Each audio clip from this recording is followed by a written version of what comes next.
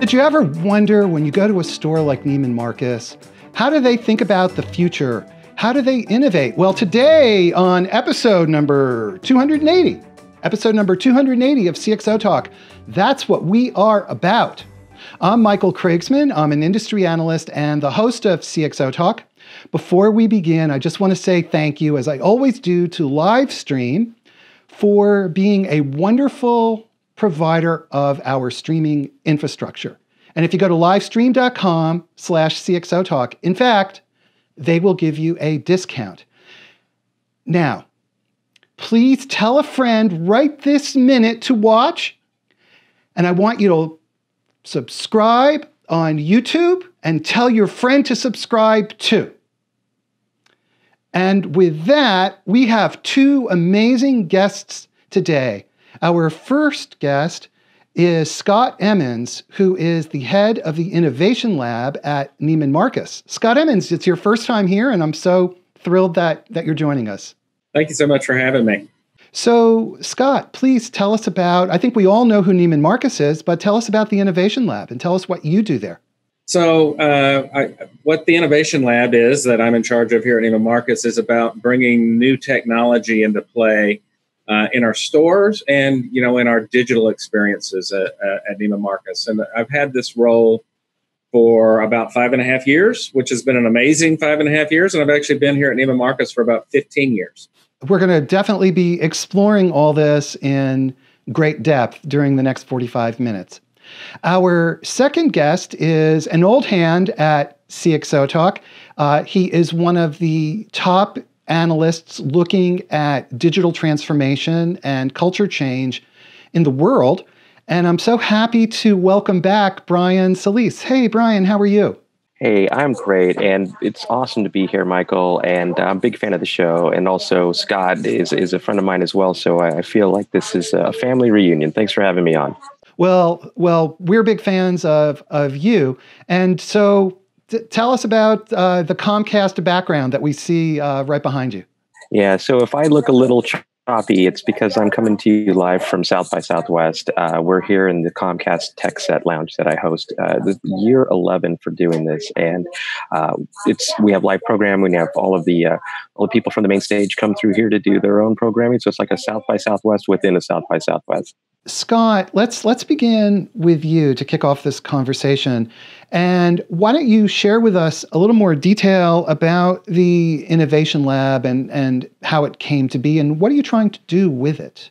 So, like I said in the intro, it's about 5.5 years old, which for retail innovation labs, by the way, I feel like that's pretty long in the tooth. It's I've watched a lot of retail innovation programs, at competitors come and go over that 5.5 years. So we're pretty proud to be here, and I expect to be here talking to you 5 years from now.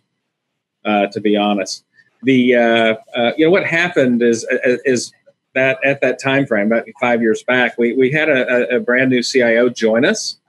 I think he recognized really early on, like within a couple of weeks of arriving, that there was a need to sort of raise awareness around Neiman Marcus about what was possible with technology. And, that was, his initial goal with the Innovation Lab was to get the IT organization, which is where I report out of, at the table during the ideation process and not later when all the ideas have been decided and we were basically order takers scrambling to try to fulfill, these business initiatives and we're unprepared, in many cases because we weren't part of the ideation. So that was the fundamental goal, was to bring technology to the forefront in the thinking, the strategic planning at Neiman Marcus. Absolutely. And it was, Neiman Marcus, over its 110-year plus history now, technology, the importance of technology is a relatively new thing over that, over the life of the company. So, I think we started to see the train coming at us on the technology side, around the same time that mobile was sort of taking over the world. It was clear to us that we needed to, move faster when it came to bringing technology to bear in our business. I could ask you a quick question, because I love Scott's story, because he was in the organization well before this innovation lab came to be, and I think that your evolution is very interesting in that you're in an industry that is hyper affected by all of this technology disruption, not just in new tech, but also tech's effect on your shoppers and your employees. And we're watching a lot of, we'll just say your competitors kind of struggle with the relationship between technology, and you reporting into the IT organization. I'd love for you to share how technology and how your work is also playing into consumerism and the consumer experience as well. Well, it'd be fair to say that the first, this early part of the lab's life, I'm going to call it the early part because I expect to be here a while once again, that we were really, that's our focus. We've had an IT organization for a long time, right? We were doing plenty of technology back of house, in terms of systems and, tracking, or I shouldn't say tracking, but, knowing all we could know about our customers so we could deliver a more personalized experience, all those things that you have to do to be a good retailer. But when you went out and looked at our stores, when I first started on this innovation trip, there was not really any technology there at all beyond a cash register, right? That was that, and we really utilized that as a technology platform for our sales associates at that time. I think, as we, saw our customers coming in the store and really outgunning the sales associate in terms of access to information because of the device she was holding in her hands, the smartphone revolution that was going on, that it became really clear to us that we were going to have to do a lot better job of delivering digital into the store. At that time, and so that's what I spent, the early years of the lab doing is exactly that. I think Brian really hit on the key point, the extent to which it's the customers that are forcing even a retail giant like Neiman Marcus to adapt. Yeah, absolutely. And I think the one thing that I find interesting about Scott's story is that 5 years is a long time, especially in retail, to be working on innovation. And you're going to be working, Scott, for another 5 years and probably more. But how have you seen the word innovation just sort of evolve in your work? Because that's a word that means a lot of different things to a lot of different people. Yeah, well, that word gets used a lot more now than it did when I started. I think that it was not as common. And the fact, even the innovation lab was not necessarily, a super common term, which I think it is today. I think I've got, a lot, across lots of industries, folks trying to build innovation teams within the organization. Right. So, the charter, once again, was innovation with technology, but I want to be clear, right, that it's not that like I own innovation at Neiman Marcus. I just happen, to be the cheerleader on the technology side of things and try to be, part of the conversation whenever technology can be brought to bear to help solve a problem for our customers. So the role of technology became strong enough that you felt, and the potential of technology to change retail became strong enough that Neiman Marcus felt it had to create this lab specifically to explore new technology and the impact on the future of retail.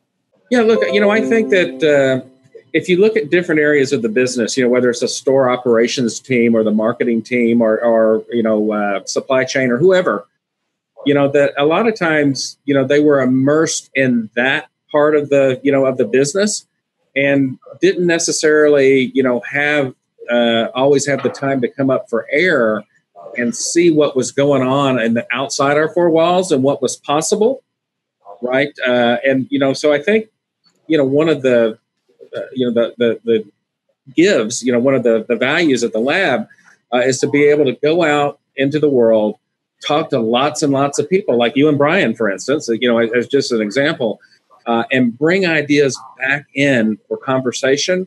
And to see if there's some place, that sort of idea or technology could, make a difference here. When I think about the future of retail, I think about you have all these modern commerce startups that are sort of introducing what's possible. You have subscription models. You have millennials who are being blamed for the disruption of everything that's traditional. How have you seen just innovation on demand from your business associates when they bring you to the table, when they want to have discussions about pushing things forward? How does that look? And do you think that there's more for them to learn in order to think strategically about what retail really means in this era?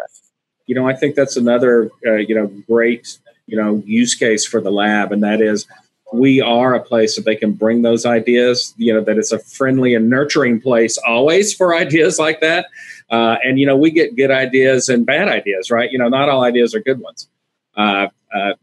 It's part of the my job and the lab team's job to go vet the idea, to talk about to figure out if it's first of all if it really works, but also is it scalable, and is it could we afford to deploy it at scale, and all those sorts of things as well. And I think from the sales associate standing in front of a customer in the store all the way up to the C-suite, the lab has become a place where those ideas can come and get a valid and thorough vetting.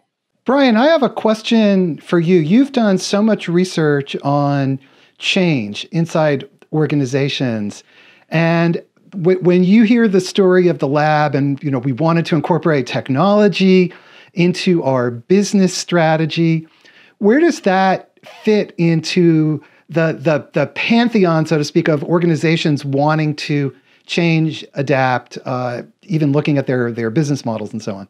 The timeliness of that question is fantastic. It's almost as if I asked you to ask me that. Scott and I, Scott was part of this future of retail research that I'm doing in how retailers are changing for the future. And Scott's story is one of the more exciting stories in the report. There are a lot of companies that are not changing and still don't. I think they still see technology as the answer to all of this change, when in fact, what I've noticed with innovation labs going back, 5-6 years now, it's that it means something different to every company. I mean, some innovation labs are just simply an outpost to go meet with Facebook and Twitter and Tesla and Uber, as if there's something in the water in Silicon Valley that's going to help them think differently about the future. But I think the most successful labs are the ones that are connecting business units, cross-functional teams, and looking at ways that technology can help enable an experience that today's customer and tomorrow's customer wants to have. And I think that's what makes this so exciting, is that the innovation labs that succeed are actually more human with technology as enablers, whether it's the sales associates or the customers, in trying to deliver a physical and an online experience that's going to meet their needs. And I have to tell you that I think Neiman Marcus is one of those success stories. I think Sephora and Bridget Dolan's work is another success story. Westfield, the mall, has a fantastic lab in San Francisco, but they're pushing forward in ways that culturally, the culture of the organization allows them to test and learn. And I think that's what's missing from a lot of companies. We have quite an interesting question from Twitter. And Arsalan Khan, on this topic of the culture, asks, how did the cultural transformation at Neiman Marcus happen to think about technology as a strategic advantage? And also, who are the permanent members of the Innovation Lab? I think it's a really topical question. Great question. So, look, I think that from the technology standpoint, we had to go out and have a few wins, some successes, to get the confidence of the business that this technology side of things, was important. I think going back to Brian's comments just a few moments ago, right? We've never advertised the Innovation Lab as we're providing some kind of silver bullet that saves retail, right? It's what the iLab delivers, is a piece of the puzzle. We still have to be great at all the things, that all retailers have to be great at. Right. And technology is a contributing factor to that bigger picture, in my opinion. So, I think that, with some successes, and with proof, kind of a proofs in the pudding approach. We are now invited in, to these meetings, with other parts of the business, and can almost act as an internal consulting organization and help guide the conversation when technology is part of that conversation, and either help suggest what technologies might do the trick, for whatever it is they're trying to accomplish. To maybe we don't know, maybe nobody knows, and it's our job to go out and research and bring the answers back for the business. When you talk about the permanent team, one of the reasons I think I'm around after 5.5 years is that I'm not a very big team. If I don't have a lot of big projects going on, then the team is just me. So at times, it's me, and then as things ramp up and as we're about to launch projects, I have to bring in, either my colleagues here in IT, our folks from other parts of the business, right, to help deliver that project. And I also rely heavily on my solution providers out there to sort of come in and co-invest in the effort, especially when it's something that's never been done before, right? So I get a lot of help there. Currently, I actually have more people than I normally have working in the lab. I have some folks on loan from other teams that are helping me with a big project that's coming up. I've got some consultants that we've hired to come in and help, gather some financial information we need, for projects. So it grows when needed, and when it's not needed, we shrink it back down. That makes me pretty friendly, to the folks that think EBITDA and those sorts of financial things are important, right? I spend we cost what we need to cost to get it done. I want to remind everybody that you are watching episode number 280 of CXOTalk. And our guests today are Scott Emmons, who heads the Innovation Lab at Neiman Marcus, and Brian Solis, who is one of the great digital transformation researchers of our day. And there's a tweet chat going on right now on Twitter using the hashtag CXOTalk. So please, jump on Twitter and you can ask questions of these two extraordinary people. So Brian, in your experience, Scott was describing the kind of warm, fuzzy effect that he is trying, or relationship is a better term, that he's trying to create, and the kind of adaptable, fluid nature of the innovation inside the Innovation Lab. Is that similar to what you've seen in other organizations that are doing this well? The fact that you added it at the end, doing it well, because it would be a different answer if you didn't add that part to the question. Relationships are the part that I think people miss. And we all are in this together. I think the challenge that I see quite often is that people have this intent or this solution that they're trying to solve for, but it creates this balance that I talk about between iteration and innovation. So a lot of times we're using technology to make things better or to scale or to make things more efficient. And we bring in the people that are necessary in order to solve that. But innovation is doing things that create new value or doing new things that unlock new value, right? And that takes a lot of learning. That takes bringing people together that might not have the expertise or know the right questions to ask. And this is why I thought that Twitter question that came in earlier about culture was so important, because I'll give you an example. I was speaking to a 100-year-old brand just a couple days ago, and they asked me, who can we come and meet with in Silicon Valley to help us understand what it takes to be more innovative? And I said, well, I'll introduce you to 100 people. I said, but you're not going to walk away with anything other than how they are innovative. I think at the end of the day, if your company does not value innovation as an investment and sees it as a cost center and tries to put innovation within a rigid construct that exists today in business. I mean, as Scott tells you, he's got a team. It's a dynamic team. It was created 5.5 years ago. This is what's necessary. Is we need new models. We need new expertise. And we need the ability to take risk and even incentivize people to take risks. And that is uncommon. And Scott, you are obviously doing these things. And so how do you incentivize people to take risks? And especially inside a retail environment, and especially inside a large organization that's been around for over 100 years, right? It's an old organization. Well, I mean, I think a couple of things are important. First of all, we needed, support from the top down, right, for what the lab was doing. And we got, buy-in from our CEO, who was Karen Katz at the time when we started the lab, to help go out and champion the lab's, kind of mission to the business. So, I think that goes a long way, towards getting folks on board.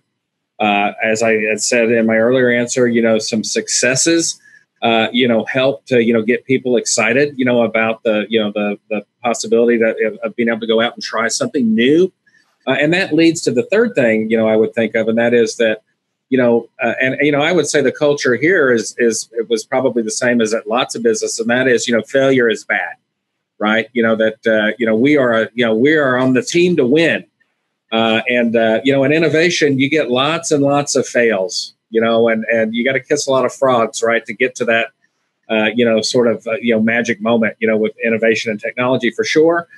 So the mindset has had to change, that failure is really about learning, and that you're taking those learnings, to the next project. I think we still have some work to do on that, but we've come a long way. Can I ask you a quick question, Michael? Because you've done 280 episodes of this, and you've talked to some of the most innovative people in the world, and you also do a lot of research. What have you seen are the common mistakes that people make, even without realizing that they're making mistakes when they're looking towards the future? It's an interesting question. I think that you and Scott kind of hit the nail on the head, that innovation fundamentally is relationship. There can be no innovation if other people do not accept, embrace, and ultimately desire, right? Because otherwise it means you're talking to yourself. So I'm just echoing the things that you just said, but that seems to me that the great innovators are the ones who not only have good ideas, but they know how to execute, and execution always means fitting into the strategy and relationship. That's what I think. Does it make sense to you, Brian? It does, absolutely. And Scott, you don't have to answer this question, but I'll ask is, along the way, I'm sure that you've had some folks who might have been skeptical or maybe even borderline saboteurs. I've seen a lot of that, people who don't want to change. They want to protect what they know, or believe that their ideas for the future are the best ideas, even when they might not be. So the question is, how do you navigate those human dynamics and still, to use the word relationship again, but really bringing people to the table to actually collaborate without threatening folks or making it destructive? Yeah, well, I don't think threatening has ever been, a strategy for sure. With that, and I think that, I don't feel like I've ever had to deal with a saboteur, per se.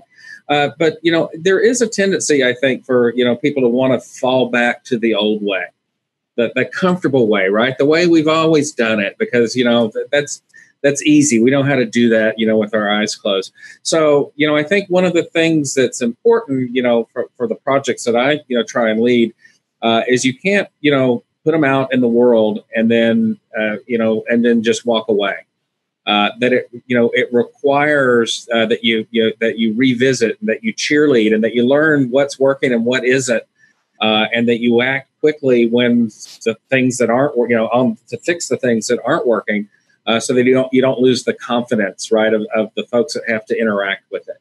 I guess the question is, okay, so now we've got this platform for innovation. You've built that, and so where does this all fit now inside Neiman Marcus in terms of what Neiman Marcus is actually doing with those innovations?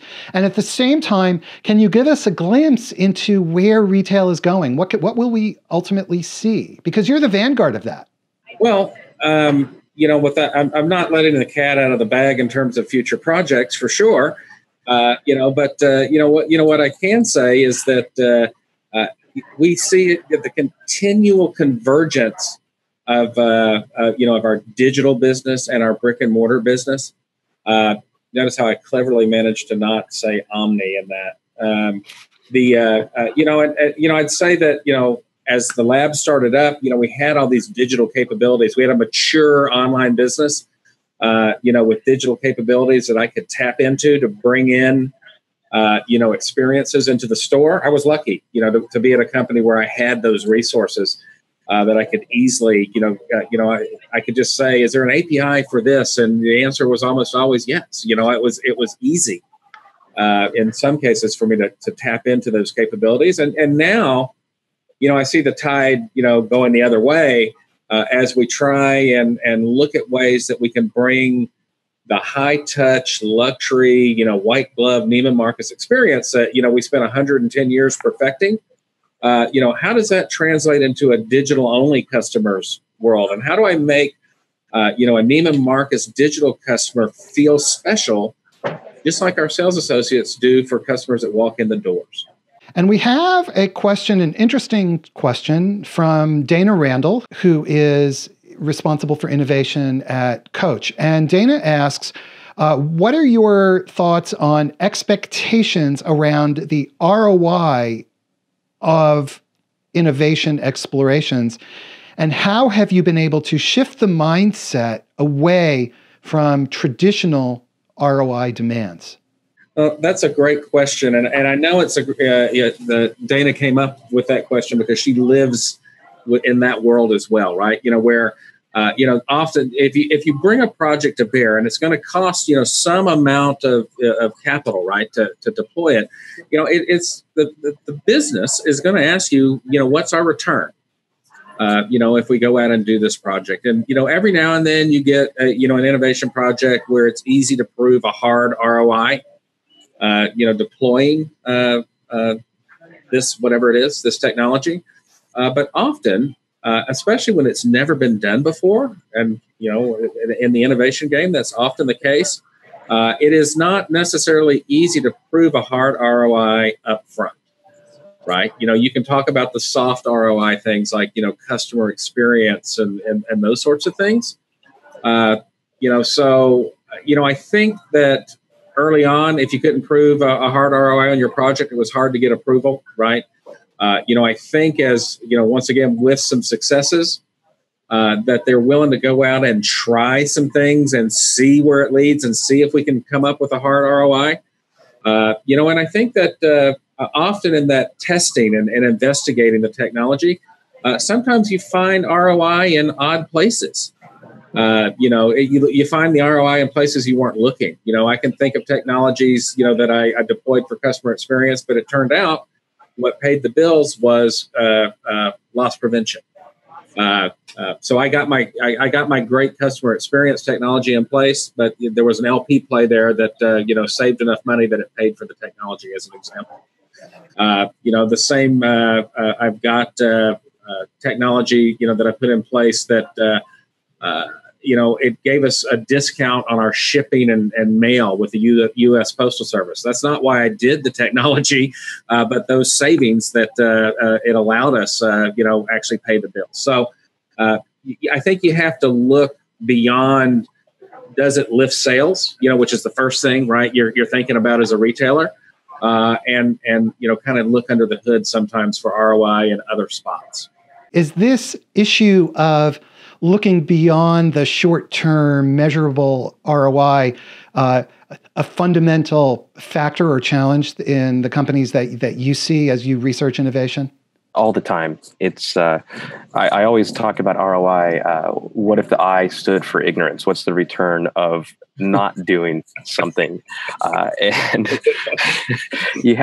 I sometimes think when people ask the ROI question that it's a psychological example of people just trying to find an excuse not to do something, because it puts someone on the defensive instantly instead of having a productive conversation about, well, let's explore other ways to measure this. I think in the best companies that I've seen, they're looking at new ways to create metrics that drive growth. So, for example, if you look at the Walmart Bonobos deal. It was, I would have to read between the lines to say, this is an organization that we need to acquire to bring in expertise and skill sets, but also a new market that we're not reaching today. And I'm sure a lot of mathematicians and analysts looked at what that potential ROI was going to be, but it's tied to growth. And this is an exciting part. It's almost like where innovation labs have to start acting like startups in a way, right? Because startups are purely measuring growth.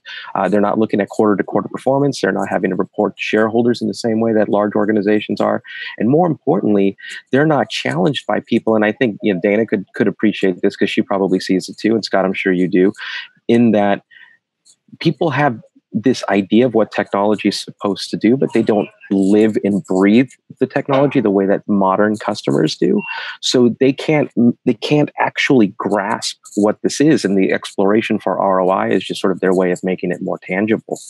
I think that, I'd jump in and add to that, that's part of the Innovations Lab's role is to live and breathe that stuff. And then, be able to carry, that message back to the business so that you can describe the technology and you can describe, what an implementation would look like to the business in a way that is understandable to them and where they can, see the value, from a retailer's point of view in doing the technology. So again, I always interrupt for questions from Twitter, and boy, we get some good ones. So I'll ask you both this one, and you'll need to put your thinking cap on. Maybe start with you, Scott. And this is from Dr. Alexander Bockelman, who has been on CXOTalk twice. He is now the Chief Digital Officer at Unica Insurance, which is a very, very large insurance company in Europe. And he's also a board member, and he started out as the group CIO. So he's seen it all, and he's focused on innovation. And so he asks this question. It's another one of these really insider kind of questions. And he says, incentivizing and having their back if something fails is one dimension. Providing the time, resources, and freedom of thinking is the prerequisite. But how do you do that in day-to-day operations? So how do you take this theory and put it into practice amid all the other pressures that you feel? The way the question is posed, you can tell that there's it's a lot easier to say than it is to do, and I would agree with that. I think it's. I would also say that we're not necessarily past the finish line on that. I think that the lab has acted as kind of a forerunner, right? Of how we would like to see the entire all organizations across the business be able to operate, and giving them a place to come and bring those ideas as a start in that direction. And part of it is inspiration, and part of it has to come from the C-suite on down, that this is part of our culture, that putting aside some time for innovative projects and innovative thinking is just part of normal doing business. Like I said, we're pointed in the right direction, and I'm confident that we'll reach nirvana. I'm kind of speechless at that one because I've been trying to figure out how to reach nirvana for a long time. Hasn't happened yet. Brian, in the broader scheme, as you look at multiple organizations in your research, how do they implement this kind of new type of thinking amidst the day-to-day pressures as Brian was just describing? Well, yeah, I wrote a report last month called The Change Agents Manifesto, and it was written for people like Dana or people who ask questions like this, in that, when you talk about innovation, you don't have the freedom to think and act the way that you need to in order to pursue everything that you need to learn and also unlearn. And I found time and time again that people were quitting their innovation labs because they couldn't get what they needed in order to excel. And I think that's really important because a lot of great businesses are about to lose amazing talent for not giving them this freedom. In the cases where I've seen it succeed, is the teams are small. They're tasked with very specific things so that they can have, as Scott was talking about earlier, successes that they can point to.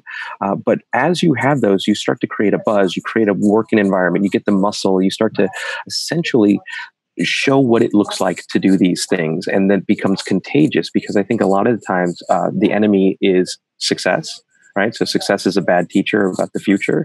And it's also a cost center most often. But I think the best companies are turning these things into little projects. Like, for example, how do you solve for the mobile consumer? Let's think about smartphones. Let's think about apps. Let's look at Google Micro Moments and then treat these things as individual pilots that bring the right people together. And then you just start to work.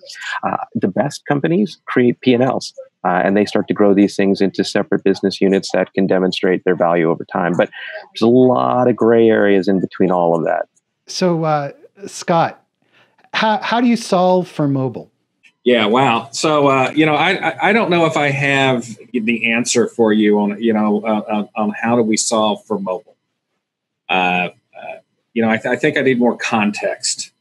Well, I guess what I have in mind is mobile is this large future problem, and what I'm really trying to do is to kind of get you to reveal, which I know you're not going to probably do, reveal where you see mobile going, and specifically what Neiman Marcus will do. I'm laughing because you're right. I mean, so probably not at liberty to discuss internal strategies at that level.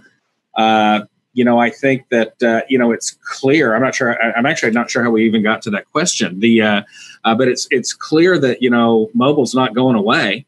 The internet wasn't a fad either. We continue to build capabilities that, play well on mobile because that, if you look at our next generation of customers, that's the only device when they're dealing with us digitally that they're going to be using.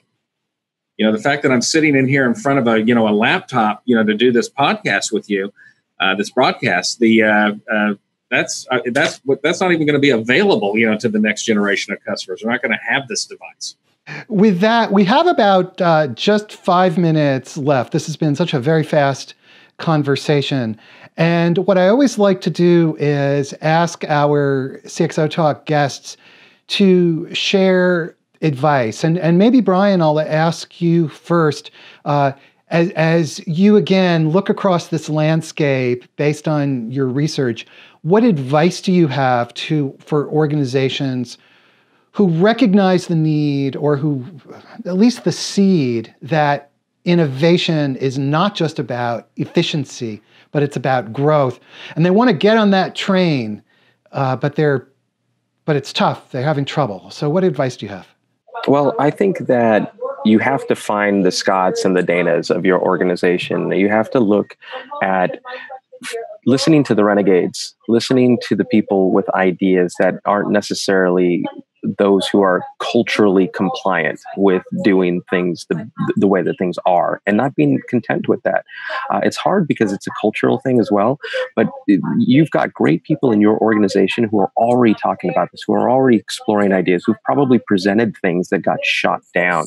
So from the executive side of things, find them and find ways to empower them. And then on the other side, the people who are the innovators, you're working in a dynamic that wants to hold you back just simply by the very design of the company. I mean, most cultures and most organizational models were invented in the 1960s. So we've got some work to do. So don't quit, don't give up, but realize that I think our kryptonite in change is that we're not change management experts. We're innovators. We want to go do things. So we have to at least try to learn the art of bringing people together to listen to your ideas in ways that bolster everyone together. So hopefully that's helpful.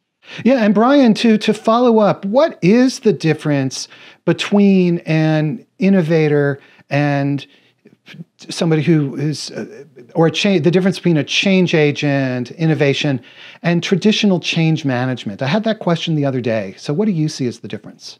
Well, hopefully my internet doesn't cut out here, but I talk about change agents as the people who are trying to literally bring change within the organization to help design these new models, to help support the innovators within the organization. And I talk also about entrepreneurs, who are basically those people in the company that think differently, act differently, as if they want to create a startup within the organization. And then change management is just that's the management side of things that have to build a support network for them, and allow them to grow and allow them to thrive. Give them a playpen like Scott's been able to build, and allow it to just grow and experiment over time. But the one thing I will say is that everybody along the way has to understand that this needs justification. We're breaking new ground, and in order to do that, the best thing to do is understand how your work as an innovator, or as a change agent, or as an entrepreneur, how you're going to justify that to people who don't understand what you're trying to do. And that, I think, is where I've seen even my own personal successes. I've been pushing this rock up a hill my entire career.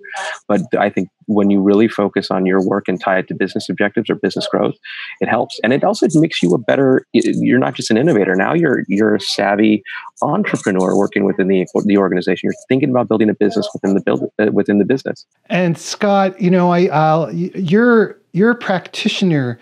You live this every day.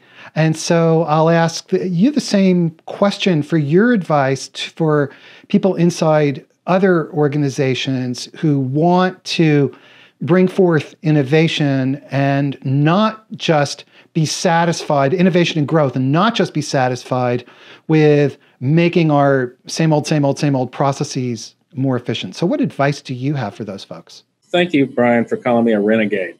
I appreciate that.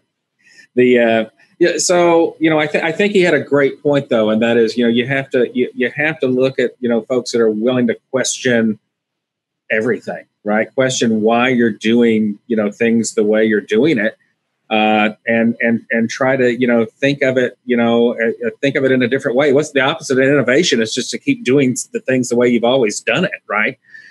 So in the end, innovation is about change. I think that, my early success was that, I didn't grow up as a retailer, right? My career before I came to Neiman Marcus, was, lots of other things. Neiman Marcus was my first retail job. And, so maybe I brought, in my case, brought some different ideas with me because I'd been in different places. And I think those are the folks that you're looking to at least get some input from on your innovation process. My other advice would be that, you don't avoid things just because they're hard. Change is hard. And just about everything we think about, on the innovation side, for it to scale, for it to really change, our customers' interactions and make, that interaction a better thing for them, it's going to be hard to do. And the last thing I would say is that you're going to get a lot of no's in the innovation game. A lot of no's. So you better be tenacious, and you better be willing. I should say you should be not willing to take no for an answer. And I'm not saying be defiant and do it anyway, but what I'm saying is you keep going back. And if you get no the first time, you modify the idea a little bit and you try again. I think you just have to keep going at it until you get the yes, and you can go ahead and prove that this is, a thing that, is that we should be doing. And Brian, we're really out of time, but I just have to make one observation and ask for your comments. As Scott's talking, I'm struck that he has this combination of tenacity and intensity of focus, but at the same time, he's like nice. He's trying to magnetize people in. And are those the characteristics that an innovator or a change agent needs? Yeah, it's sort of this unspoken art of just how do you bring people together. And I think, again, you used the word relationship earlier. It's really, at the end of the day, we're just trying to have human beings work with other human beings to do things that neither one of us have done in the past. And that, it's scary. We're operating in, I always say that innovation begins. See, I have my own applause for my statement. That's how I roll. But innovation begins when you step outside of your comfort zone. And when you step outside of your comfort zone, now you're talking about things like character. You're talking about traits that are very human, of which come out in the hardest of times. And that, it's one of the reasons I'm a fan of Scott, is that you have you don't just have the ideas, but you have this ability to work with people in ways that help them want to work with you. And it's something that I can't emphasize enough. Is a lot of innovators and entrepreneurs and change agents that I work with are super frustrated that people don't get them. But they're never going to get them. You have to help them understand what you're trying to do by you also understanding who you're working with. Okay, and on that note, I'm afraid we're out of time, but wow, oh wow, what a fast 45 minutes this has been. I would so much like to thank Scott Emmons, who is the head of the Innovation Lab at Neiman Marcus. Scott, thank you so much, and I hope you will come back and do this again with us. Yeah, it was really fun. I really appreciate you having me. And of course, I also want to thank Brian Solis, he's written great reports, he does great research, and he's in the trenches talking with the practitioners on digital transformation and change agents. Brian, and I hope you will definitely, actually, you're coming back in a few weeks, come to think of it, with Dana Randall from Coach. Yes, indeed. And thanks for having me. I really appreciate it. These conversations are great, and they're helpful to even drive me. And, on the research side, I'm out there, but also guys like Scott and people like Dana being on the front lines. I mean, that's really, those are really the stories we have to pay attention to. All right. And everybody, thank you so much for watching, and keep tuning in. Don't forget to tell a friend, and don't forget to subscribe on YouTube. We would very much be grateful for that. Have a great day, everybody, and we'll see you soon.